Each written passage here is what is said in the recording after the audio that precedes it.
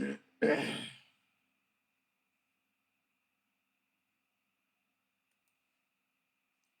ริญพรท่านสาธุชนทั้งหลายรายการธรรมทาน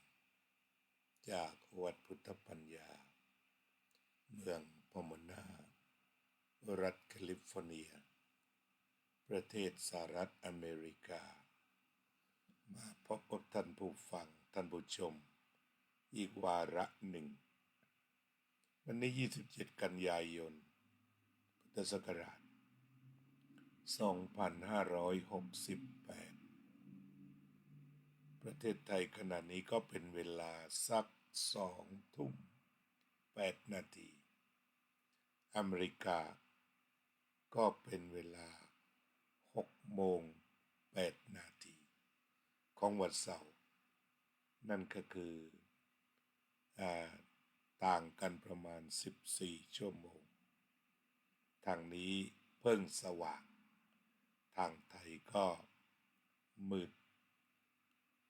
การจัดรายการของอาตมาก็สำหรับพี่น้องที่ติดตามของวัดประสาทนิกรก็จะได้6 โมงเหมือนกันพอ6 โมงเย็นก็เท่ากับ8 โมงเช้าก็ถ้าเป็นพี่น้องทางไทยติดตามรายการอาตมา2 รายการก็ติดตามเช้าก็ติดตามเย็นเช่นโยมสุนิตอยู่ที่หลังสวนติดตามทั้งเช้าและเย็นกลับหัวกลับหางกันเรียกว่า8 โมงเช้าแล้วก็2 ทุ่มครึ่งพบกันวันนี้ก็คงจะคุยกันเรื่องใจเรื่องใจชีวิตก็มี2 ส่วนมีกายมีใจเป็นที่รู้กันโดยภาษาพวกเราซึ่งเป็นชาวพุทธ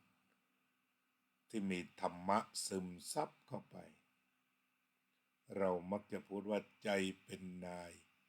กายเป็นบ่าวใจเป็นนายแล้วก็กายเป็นบ่าวนั่นคือว่ากายจะไปทางไหนจะทำอะไรก็มี2 อย่างที่จะรับคำสั่งที่เห็นชัดมีมือมีเท้าในส่วนกายทีนี้พอใจสั่งประสาทจะรับงานที่ถ้าประสาทเสียใจสั่งแล้วก็ทำงานไม่ได้เช่นท่านที่เป็นอัมพาตอัมพฤกษ์ใจสั่งว่ายกมือหน่อยก็ใจรู้อยู่แต่มือยกไม่ได้ก็เพราะว่าเป็นอัมพาตเส้นเลือดต่างๆอุดตันหมดแล้วไม่ทำงานอันนี้ก็เรียกว่าใจจะสั่งกายไม่ได้ถ้ากายไม่พร้อมหรือสุขภาพกายไม่ดีแต่ถ้ากายดีสั่งก็ยกมือได้ยกแขนได้ที่ต่อไปฝ่ายเท้าเหมือนกันเท้าก็เช่นกันถ้าว่ามันเป็นอัมพาตหรือว่าเป็นสิ่งใดๆที่ใจจะบอกยกเท้าหน่อยจะไปโน่นจะไปนี่แต่ขาไม่ขยับก็เหมือนพี่น้องที่นอนติดเตียงคือรู้อยู่ว่าอยากจะเดินแต่ว่าเดินไม่ได้ขาขยับไปไม่ได้นี่เรียกว่าเป็นใจกับกายเชื่อมโยงกันใจสั่งและกายทำทีนี้ในกรณีคนที่กายสมบูรณ์สุขภาพกายดี หมายความว่าในร่างกายอันเป็นจอมปลวกมีความว่างของเราแต่ว่ามีท่อต่างๆที่จะส่งมีท่อส่งมีหลอดเลือดเส้นเลือดเป็นหลอดนึกถึงหลอดที่ดื่มกาแฟ คือร่างกายเราก็เหมือนกับหลอดชนิดใหญ่เลือดจะพุ่งไปปูดปาดปูดปาด เหมือนกับเวลาตัดตรงไหนเนี่ยเลือดจะพุ่งออกเลยความดันเราเรียกว่าความดันทีนี้ถ้าบรรดาหลอดเลือดทั้งหลายมันโล่งโปร่งความดันมันก็ดีความดันดีแต่ถ้าว่ามันมีอะไรเข้าไปอุดดันยากเขาก็วัดขึ้นมาความดันโลหิตสูง ความดันโลหิตสูงอันนี้ก็เรียกว่าถ้าฝ่ายกายมันยังสมบูรณ์ทุกอย่างใช้งานได้ใจก็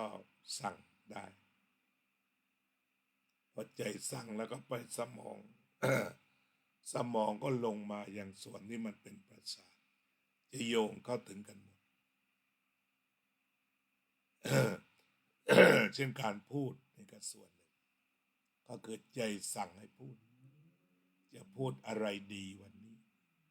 นี้จะพูดถึงเรื่องใจเมื่อวานพูดเรื่องวัตถุมงคล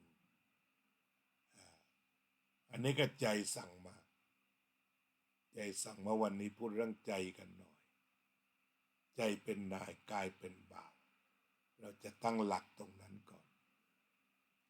ที่เราก็ขยับไปใจเป็นนายกายเป็นบ่าวถ้าใจดีเรามีสองใจก่อนใจดีกับใจร้ายใจดีหรือใจร้ายขึ้นอยู่กับองค์ประกอบใจดีถ้ามีองค์ประกอบเป็นกุศลก็ได้แก่ความเอื้อเฟื้อเผื่อแผ่จิตที่คิดจะให้นิจใจดีแล้วก็จิตที่ประกอบด้วยเมตตาแล้วก็จิตที่ประกอบไปด้วยปัญญามีทานมีเมตตาแล้วก็มีปัญญาจิตประกอบด้วยสิ่งเหล่านี้ก็ถือว่าใจดีทั้งความเมตตากรุณาความเอื้อเฟื้อจิตคิดจะให้ แล้วก็จิตเมตตาแล้วก็จิตปัญญา ทั้งตัวเมตตาทั้งไมตรีไมตรีที่คิดจะให้เมตตามีความเอื้อเฟื้อเผื่อแผ่กรุณาเอื้อเฟื้อเผื่อแผ่เหล่านี้ท่านเรียกกันว่าเจตสิกคือสิ่งที่เกิดกับจิตหากจิตนี้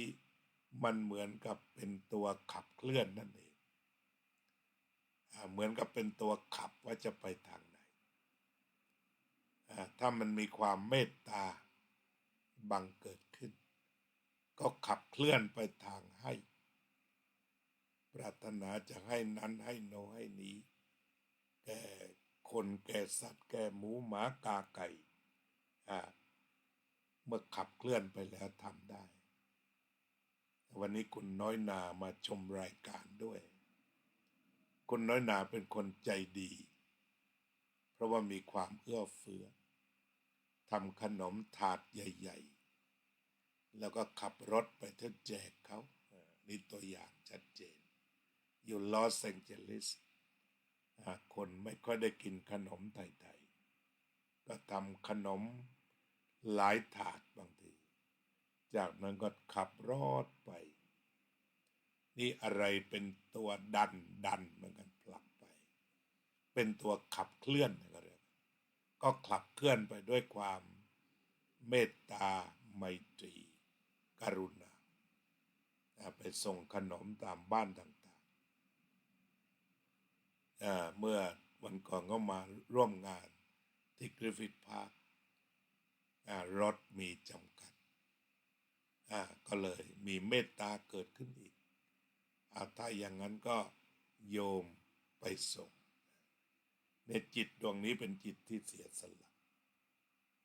จิตที่เสียสละก็จะนำไป แสดงออกมาทางวาจาโยมไปส่งทางกายก็คว้ารถมาพระก็นั่งไปอาตมาท่านดร.นรินทร์ก็พ ามาส่งถึงวัดเรียบร้อยแล้วก็นัดหมายกันว่าเอาเดี๋ยววันศาสตร์โยมขับรถไปกลับก็100 กิโลถ้าพูดวันศาสตร์เดี๋ยวมาอีกอยากทำบุญไปให้น้องชายอันนี้จิตดีนี่เอาคนมาวิเคราะห์ให้ดูเป็นจิตใจที่ดีจิตใจที่ดีงามแล้วพอถึงวันก็นำข้าวนำของมาทำอาหารมาถวายนำของมาแจกคนอื่นเขาสิ่งที่ขับเคลื่อนอันนี้ก็เรียกว่ากุศลจิตทานนี่เป็นจิตฝ่ายกุศลเป็นจิตที่ทำให้จิตงามเมตตาจะมาเคียงคู่กันและปัญญาก็มาเคียงคู่กันหลังจากรับสารแล้วปัญญาบอกว่าจะไปยังไงจะทำยังไงแก่ใครและเมื่อปัญญาได้เรียนรู้ว่าการให้ทำให้ใจเป็นสุขเลยให้บ่อยๆทำบ่อยๆ ก็คือปัญญาเป็นตัวสั่งใจว่าให้สิให้แล้วจิตใจเบาให้สิตัวปัญญาจะเป็นตัวบอกให้สิจิตใจจะได้เบาเมื่อให้มาก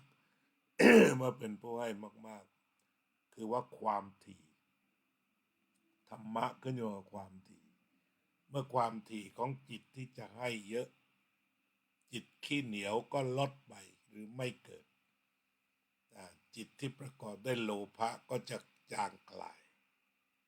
ถ้าพูดถึงตัวสภาวะจิตคือเกิดดับทีละครั้งถ้าจิตคิดจะให้เกิดจิตที่คิดจะเอาก็ไม่มีความโลภก็จะไม่มีจิตที่คิดจะให้เกิดขึ้นจาคะเกิดขึ้นทานะเกิดขึ้นจาคะนี่เป็นตัวจิตที่คิดจะให้ส่วนทานการให้ก็คือออกมาทางกายเมื่อเกิดจาคะจิตที่เสียสละแล้วหลังจากนั้นก็ขับเคลื่อนเกิดเจตสิกที่จะเสียสละแล้วก็ขับเคลื่อนเรียกลำบากก็คุยกันสดๆความรู้สึกจะให้ซึ่งสะสมมานานเรียกว่าบารมี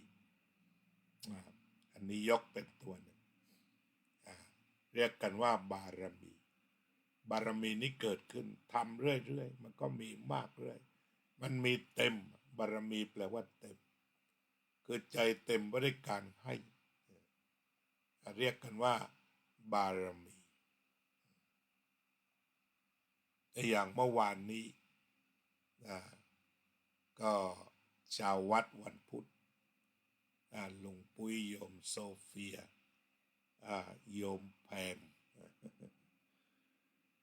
แล้วก็คุณ เอมมี่ลุงปุ้ยป้าอีมีจิตคิดจะให้ปกติก็มาให้วันพุธอยู่แล้ววันพุธจะมาอยู่ทั้งวันให้เวลากับวัด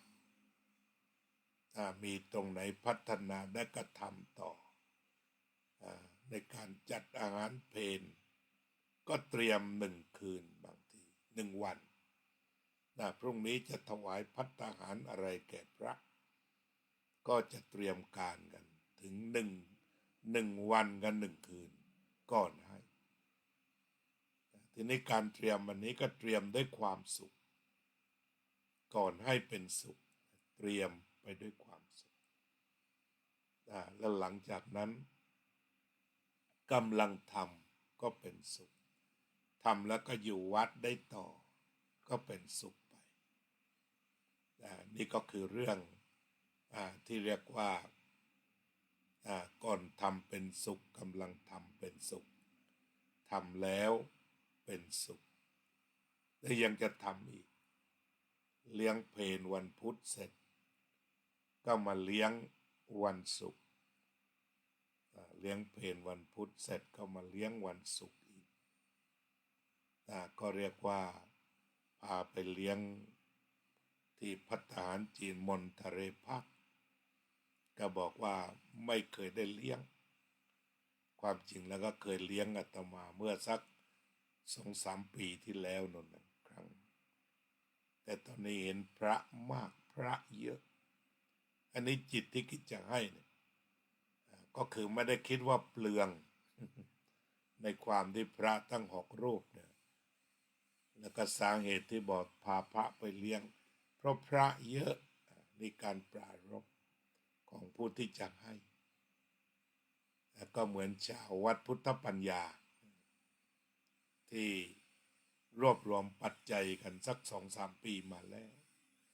ถวายทุนการศึกษานิตยพัฒน์แก่พระภิกษุสามเณรแม่ชีที่วัดโมลีโลกยารามบางทีญาติโยมมีวันเกิดมีปัจจัยรวมตัวกันเลี้ยง3 มื้อเลยมื้อเช้ามื้อเพลและน้ำป่านนะก็ทำต่อเนื่องกันมาถึง3-4 ปีกระมังตั้งแต่ช่วงโควิดระบาดมาถึงทุกวันนี้ก็ทำกันได้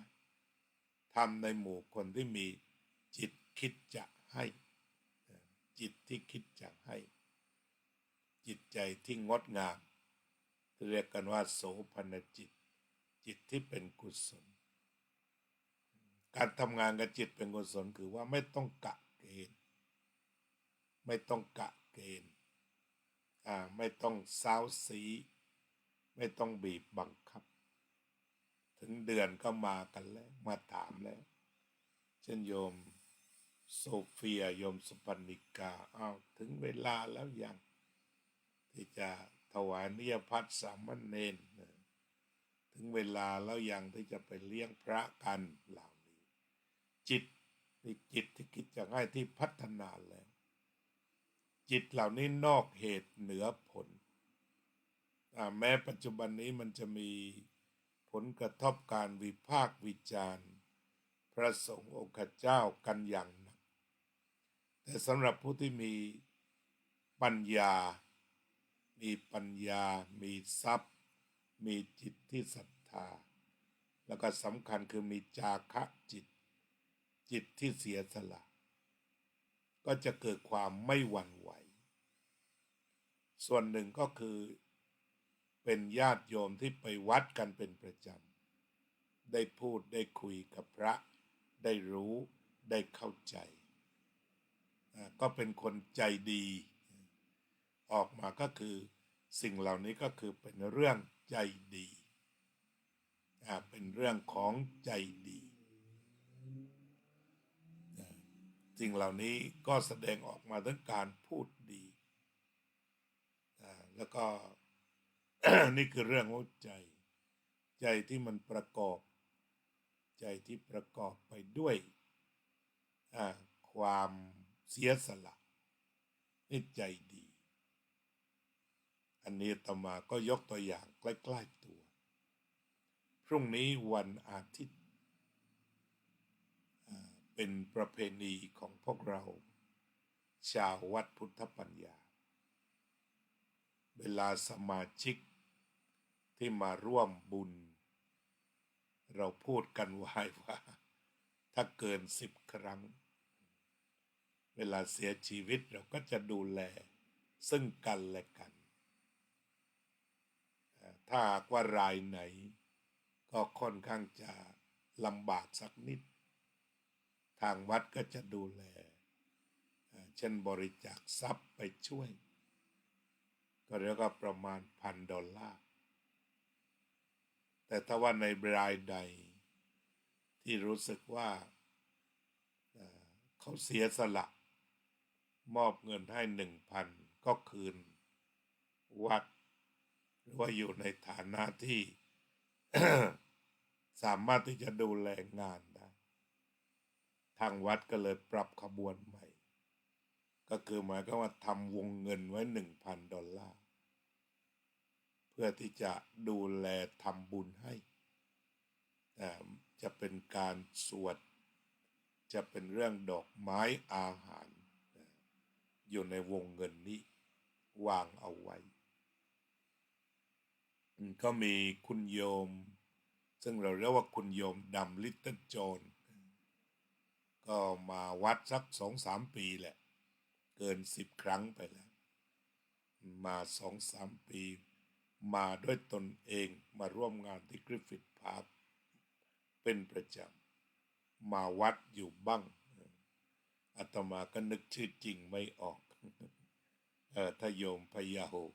ดูรายการแล้วก็นึกชื่อจริงออกช่วยเขียนให้หน่อยเราเรียกกันว่าพี่ดำจำนามสกุลลิตเติ้ลจอห์นทำบุญร่วมทุกรายการถวายนิตยพัฒน์กับพระสงฆ์ที่วัดโมลีโลกยารามบ่อยครั้งถวายทุนการศึกษานำไปเป็นโครงการอาหารกลางวันก็เป็นประจำงั้นคุณโยมดำก็ได้เสียชีวิต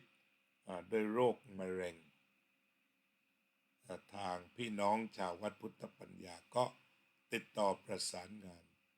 ก็เป็นว่าลงเห็นเป็นใจว่าวันอาทิตย์นี่แหละจะทำพิธีสวดอภิธรรมอุทิศส่วนกุศลให้ทีนี้คนใจดีอีกเหมือนกันอย่างโยมกัลยาว่องทิพย์คงคาท่านก็เป็นประธานคณะกรรมการบริหารของวัดพุทธปัญญาปรึกษาหารือท่านดร.พระนรินโทเมื่อคืนนี้ก็ทำวัดสวดมนต์เสร็จก็บอกว่าเพื่อความโล่งได้ทราบว่าสมาชิกก็จะมา10 กว่าคนเนื่องจากเป็นวันอาทิตย์พรุ่งนี้ก็อาจจะมีใครมากันอีกขอเชิญเถอะนะเรามาโดยญาติโดยธรรมก็ได้ไม่ได้ญาติสายโลหิตญาติสายโลหิตที่เขามีน้องสาวอยู่เข้ามาแน่นอนทีนี้เมื่อมาแล้วโยมกัลยาก็เรียกว่าใจดีก็บอกว่ามาแต่ตัวเจ้าภาพไม่ต้องนำสิ่งใดมาเงินทองข้าวของอาหารไม่ต้องเพราะวัดวางวงเงินไว้ที่จะมีทั้งอาหารที่จะมีทั้งดอกไม้แล้วก็อื่นๆถ้าจะมีค่าใช้จ่ายก็จะดูแลกันอันนี้แต่ถ้าว่าบางรายที่เราเพราะเป็นสมาชิกของเรารู้เราเข้าใจก็ช่วยเหลือซื้อโลงบ้างช่วยค่าเผาไปบ้างเพิ่มเติมเข้าไปก็จะทำให้เรียกว่าเกิดความสะดวกขึ้นแต่ว่าก็มีหลายรายก็ล้วนเป็นคนใจดีบางทีก็รับไปก่อนพาไปดำเนินการบางทีทำบุญ100 วันกลับมาถวายมาอีกก็เรียกว่ามาเพิ่มกันก็เป็นเงินวัดนี่แหละไม่ได้มีกองทุนสงเคราะห์อะไรพิเศษก็ถือว่าบุคคลเหล่านี้ทำบุญมาเยอะเมื่อเวลามีความทุกข์ยากวัดก็เข้าไปช่วยดูแลก็เรียกว่าพากันเป็นคนใจดีฉะนั้นท่านอาจารย์ดร.พระมานรินทร์ก็บอกว่าถ้าอย่างนั้นปรึกษาโยมกัลยาและจัดกันข้างนอกก็คือจัดที่ลานธรรมใต้โอ๊กของเรานี่แหละอาตมากำลังตั้งชื่อว่าเป็นรัตนคระเจดีย์ก็คือเจดีย์น้อยของเรานี้มีแนวไปทางแก้วนะไม่ใช่แก้วแต่ว่าทำได้สวยก็นึกถึงคำของที่พระพุทธองค์ทรงพิจารณาอภิธรรมรัตนคระเจดีย์ก็อนาคตก็อาจจะมีชื่อเรียกก็ทำกันตรงนั้นทำกันในลานทำใต้ต้นโอ๊กสะดวกสบายโล่งหนวกหูรถหน่อยแต่ก็ไม่เป็นไร ใช้ความกว้างขวางมาสัก20รับกันสบายก็ไม่ต่ำกว่า20นี่ก็ยกตัวอย่างที่เราทำความดีก็ขึ้นอยู่กับว่าเป็นความดีความงามเป็นความดีความงามของผู้ที่มาร่วมตัวกันแล้วก็เวลามีความทุกข์ก็เห็นอกเห็นใจกันนี่ก็เรียกว่ามาจากไหนก็มาจากใจขึ้นอยู่กับถ้าใจดีก็จะสั่งให้ทำดีหรือเมื่อวานมีกิจกรรมน่ารักของท่านมหาพัชรพลกับท่านณรงค์เป็นเรื่องใจดีเหมือนกัน ก็คือญาติโยมนำอาหารกระป๋องประเภทถั่วแล้วก็ได้รับบริจาคจากรัฐบาลมาญาติโยมทานไม่หมดก็พามาไว้ที่วัดก็พอดีมีอาหารการบริโภคอยู่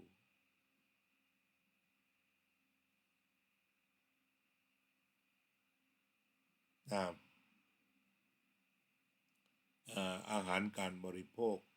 พอสมควรพอไปได้ท่านก็เลยได้ทำกิจกรรมนำเอาอาหารกระป๋องเหล่านี้ใส่ย่ามเดินรอบวัดพุทธปัญญารอบก็คือหมายถึงว่าประมาณ4 กิโลเดินไปเรื่อยๆเจอคนไร้บ้านนั่งนอนอยู่ริมถนนก็แจกของกระป๋องเหล่านี้อาจารย์พัชรพลบอกว่ามีคนหนึ่งนอนอยู่แล้วก็เอาของไปวางไว้ท่านบอกว่าตื่นขึ้นมาเขาจะได้คิดว่าพระเจ้านำมาให้พระเจ้าจริงๆพระสงฆ์องค์เจ้านำไปวางไว้นี่ก็เป็นกิจกรรมที่น่ารักอันนี้ก็เล่าว่าจิตคิดแล้วก็กายทำท่านก็คิดว่าเอาสิ่งเหล่านี้ไปใช้ให้เกิดประโยชน์แล้วท่านก็เดินไป ก็แจกกันจนหมดกลับมาก็เบิกบานหัวใจนี่เรียกว่าจิตคิดจะให้สบายกว่าจิตที่คิดจะเอา หลวงพ่อพุทธทาสท่านพูดเอาไว้แล้วก็ในวงการผู้ให้แล้วก็ผู้เห็นอานิสงส์ของการให้ทั้งหลายก็เชื่อมันจิตคิดจะให้สบายกว่าจิตที่คิดจะเอาทีนี้มองถึงผู้รับบางทีเรารู้สึกสบายใจที่ให้แล้วก็เห็นว่ามันมีคุณค่าผู้รับก็ทำตัวเป็นคนที่น่ารักและก็น่ารักน่ารับนั่นก็คือว่าเห็นคุณค่าให้แล้วเกิดคุณค่าต่อสิ่งเหล่านั้นก็เป็นนั้นว่าท่านที่เคยทำบุญที่พักกับคุณโยมดำก็แล้วกันพี่ดำเป็นชาวเพชรบุรี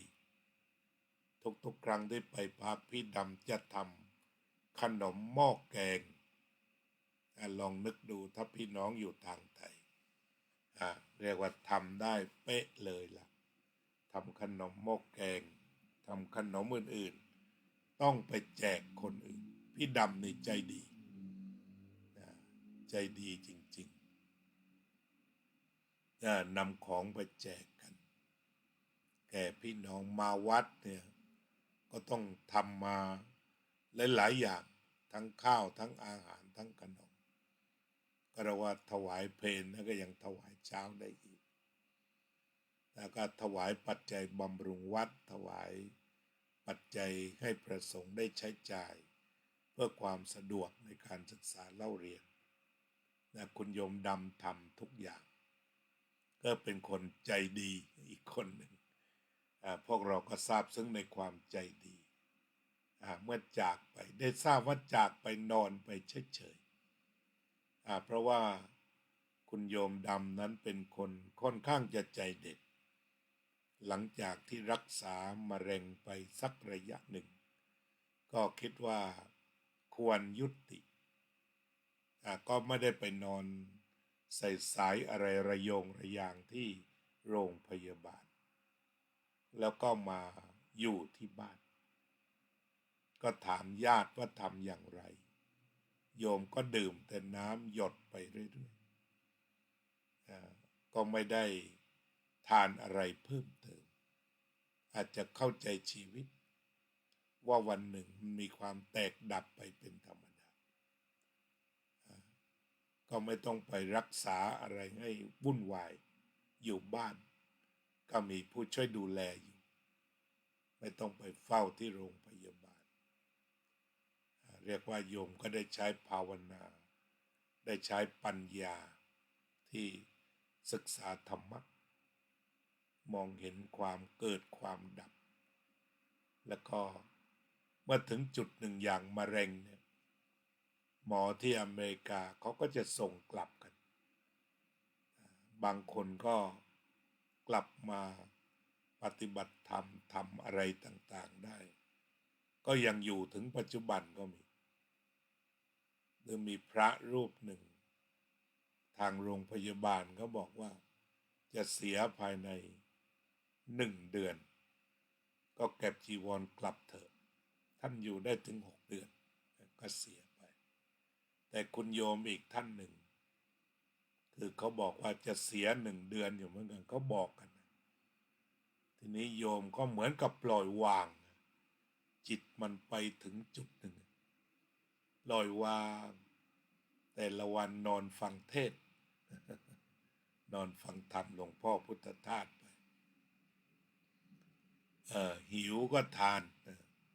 ก็คือไม่มีระบบละรู้สึกว่าอีก1 เดือนจะเสียแล้วไม่ได้มีระบบอะไรก็ทีหลังไปเจอยาประเภทเห็ดว่างั้นอาจจะถูกหลังเนื้อชอบหลังยาวอาจจะถูกกับธาตุได้ก็ท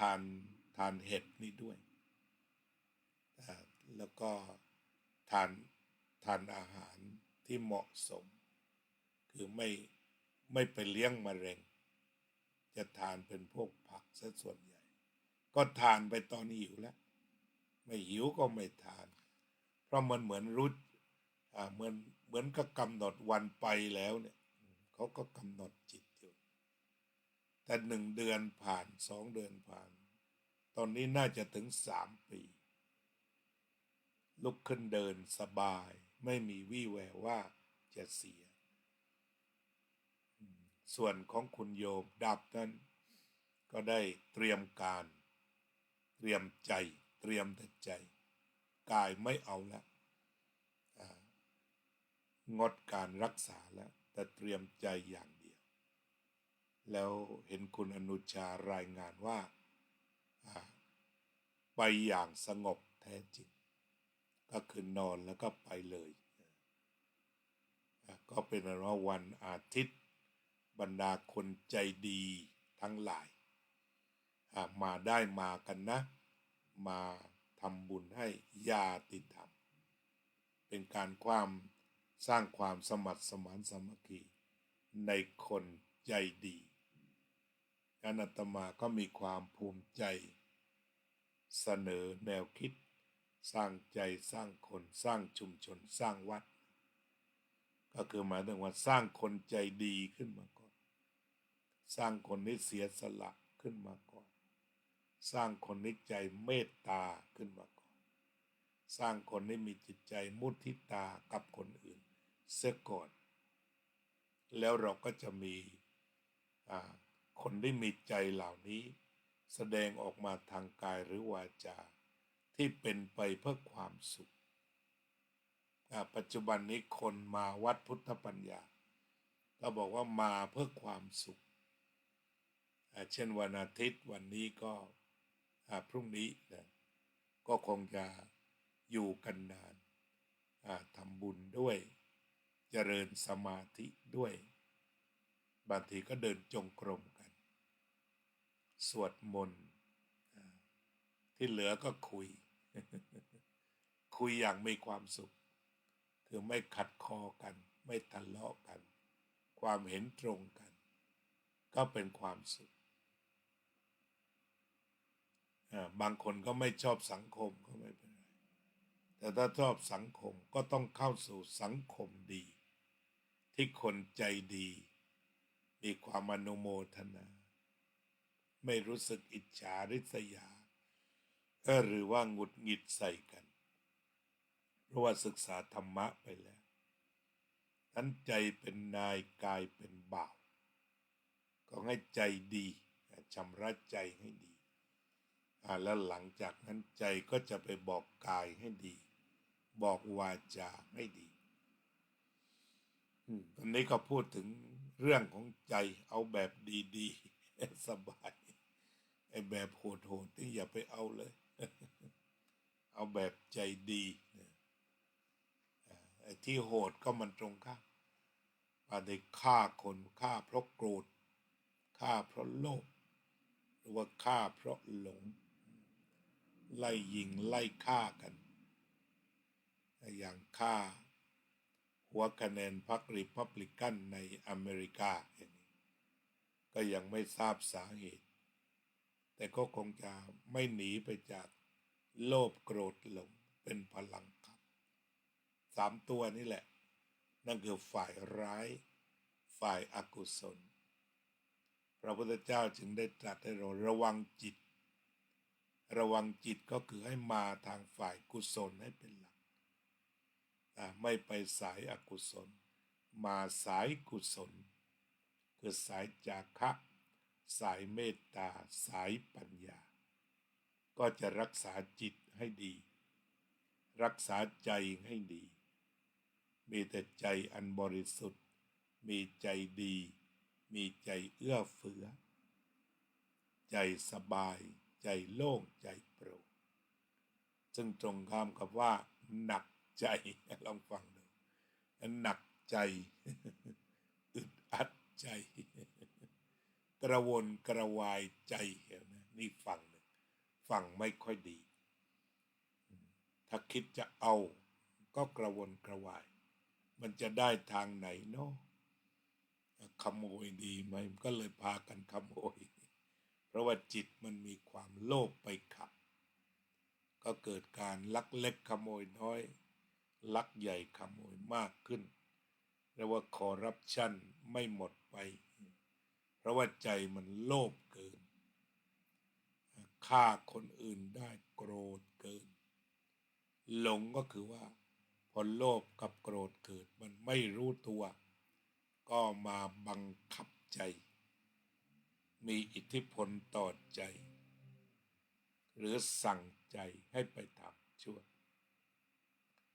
ใจฝึกได้จิตตัดสาธรรมโทสาธุการฝึกจิตเป็นความดีฝึกให้มีเมตตาเป็นพื้นฐานเรียกว่ามีบารมีฝึกทานเป็นพื้นฐานฝึกการให้อภัยเป็นพื้นฐานเรียกว่าไม่ผูกโกรธมีอะไรก็ปล่อยวางอภัยไม่เก็บเอาไว้ไม่เก็บไฟเอาไว้มันจะกลายเป็นเรือนไฟรับรู้ดูเห็นปล่อยวางรับรู้ดูเห็นปล่อยวาง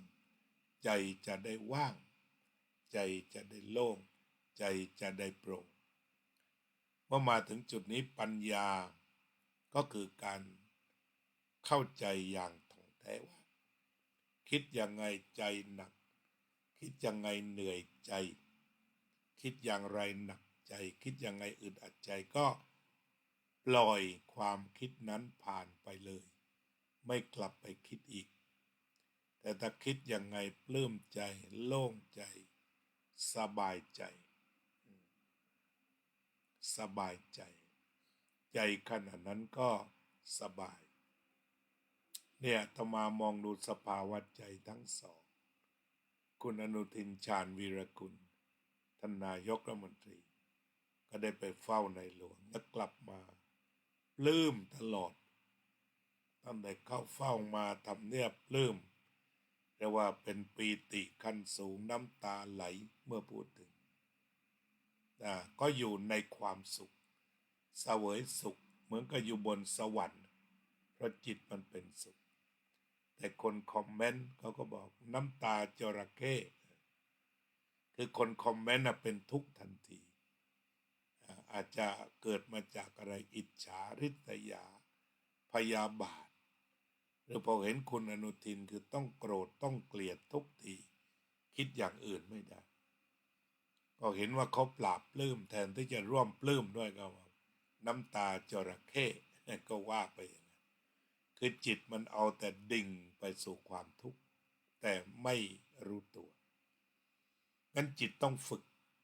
พระพุทธเจ้าจัดว่าติตัสสะธรรมโทสาธุก็ฝึกให้ใจดีโดยการมีการเสียสละมีน้ำใจที่เอื้อเฟื้อรักผู้อื่น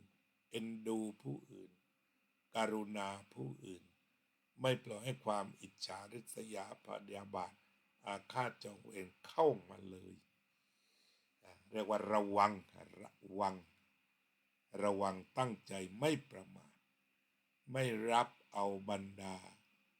สิ่งเหล่านี้มาครอบคลุมใจมาขับเคลื่อนใจให้ไปทำผิดหรือพูดผิดแต่อยู่ในทางที่ถูกต้องเช่นพระพุทธเจ้าตรัสเรื่องอริยมรรคมีองค์8มันจะถูกที่ใจก่อนถูกตรงใจก่อนเห็นถูกต้องดำริถูกต้องพูดถูกต้องกระทำถูกต้อง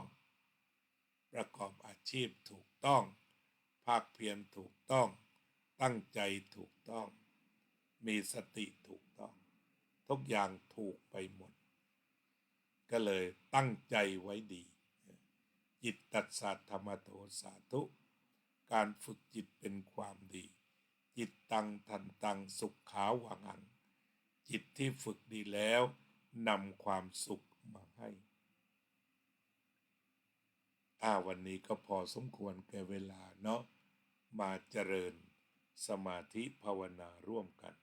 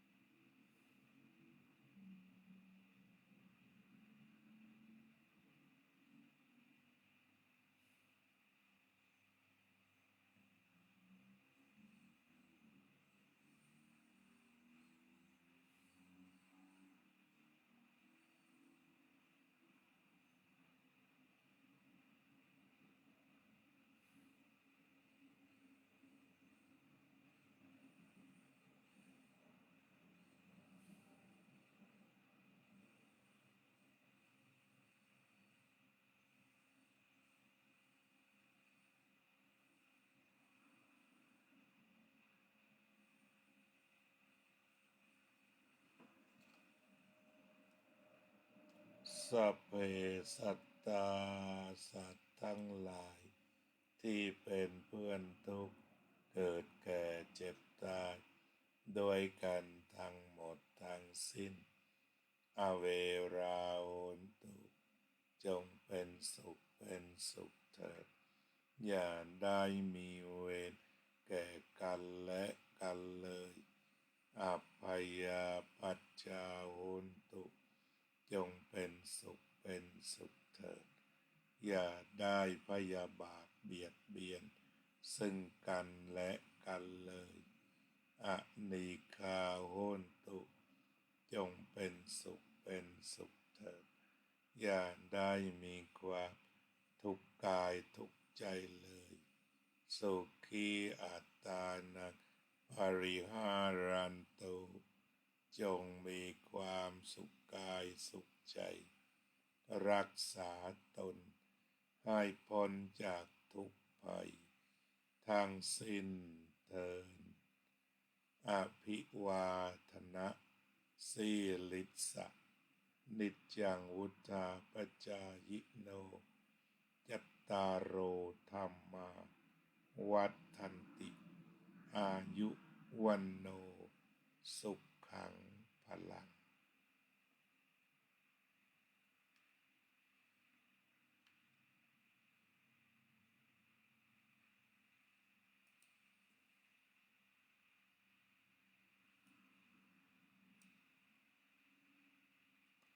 โยมวารินี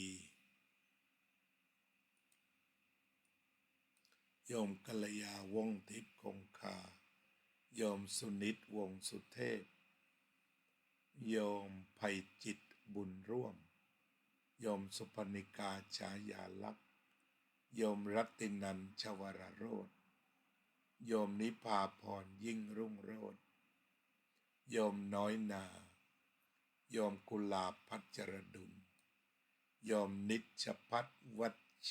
ระสิริพัฒน์โยมเป็นศรีภักดีไทย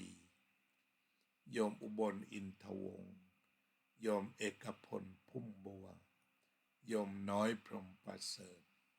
โยมประสิทธิใจครุฑกาศโยมโจ้ยินดีโยมน้อยนาน้อมกราบอนุโมทนาสาธุกับการดูแลจัดงานให้แก่ผู้เสียชีวิตค่ะเป็นโครงการที่เป็นประโยชน์แก่ญาติธรรมน่าซาบซึ้งใจมากค่ะ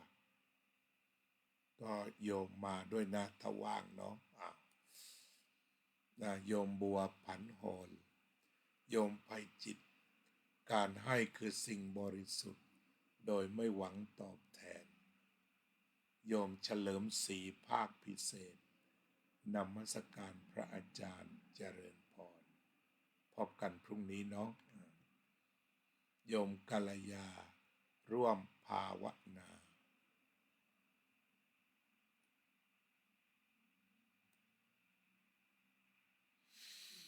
โยมสัพนิการร่วมภาวนาโยมโจ้โยมน้อยและโยมศิวิไลขอขอบคุณทุกท่านอนุโมทนายินดีที่ได้มาร่วมกัน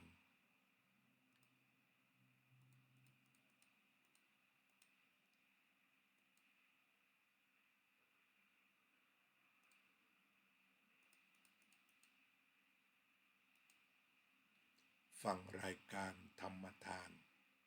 วันนี้ก็คงจะอำลาท่านผู้ฟังไปเพียงแค่นี้พบกันใหม่เจริญพร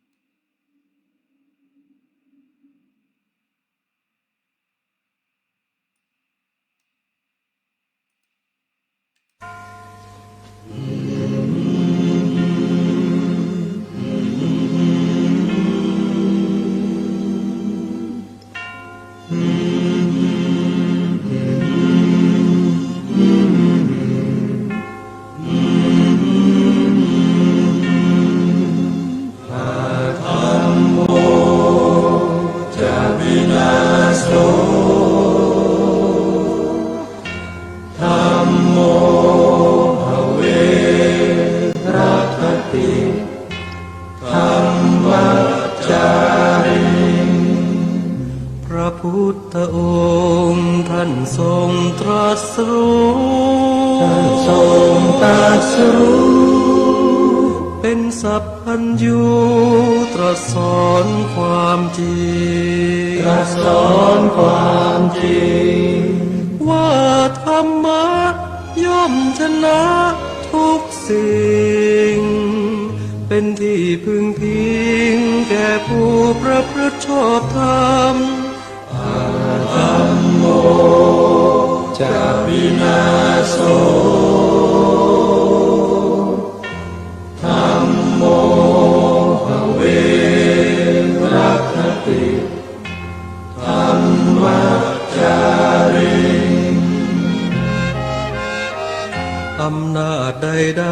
ๆก็ตาม ย่อมถึงความพินาศถ้าขาดธรรมะประจำ ไม่มีใครอยู่ข้ามฟ้า เราต่างเกิดมาใช้กันจงอยู่ในศีลในธรรม คิดทำแต่กรรมที่ดี ธัมโมจะวินาโสธัมโมภเวรัคติธัมมัจจาริ ทำส่องสว่างสู่ทางสุขสีคำจุนโลกนี้นิรันด